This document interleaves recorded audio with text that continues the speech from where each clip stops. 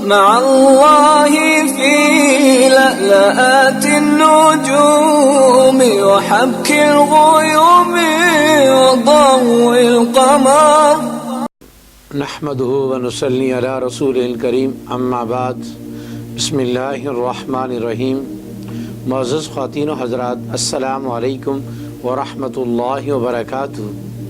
میں آپ کی خدمت میں حاضر ہوں پروگرام سنہری باتوں کے ساتھ، اور آج کی مجلس میں یہ مسئلہ عرض کیا جائے گا کہ ایک سائل نے سوال کیا ہے کہ اگر کسی آدمی سے غلطی سے قرآن مجید ہاتھ سے گر جائے تو اس گرنے پر کفارہ کیا ہے، اور اس گرنے کے اوپر کون سا انسان کے اوپر صدقہ واجب ہوتا ہے.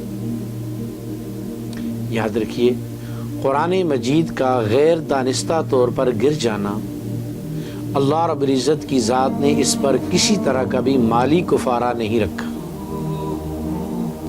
نہ قرآن میں، نہ حدیث میں، نہ فقہ کی کسی کتاب میں. عوام الناس میں یہ جو مشہور ہے کہ اگر قرآن مجید گر جائے تو اس کے ساتھ گندم تول کر اتنی صدقہ کر دی جائے، یا جو صدقہ کر دیے جائیں، یا کوئی اور چیز صدقہ کر دی جائے. اس مسئلے کی قرآن و سنت میں کوئی بھی اصل نہیں ہے.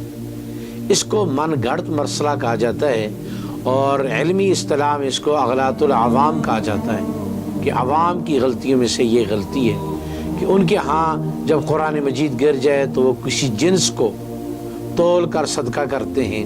یاد رکھیے، اگر قرآن مجید ہاتھ سے غیر دانستہ طور پر گر جائے تو اس پر زیادہ سے زیادہ استغفار ہے، توبہ ہے، اور اگر کوئی آدمی صدقہ کر دے گا تو گناہگار نہیں ہوگا، لیکن اللہ اور رسول اللہ کی طرف سے اس کی پابندی نہیں ہے.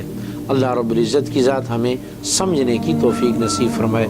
السلام علیکم ورحمۃ اللہ وبرکاتہ.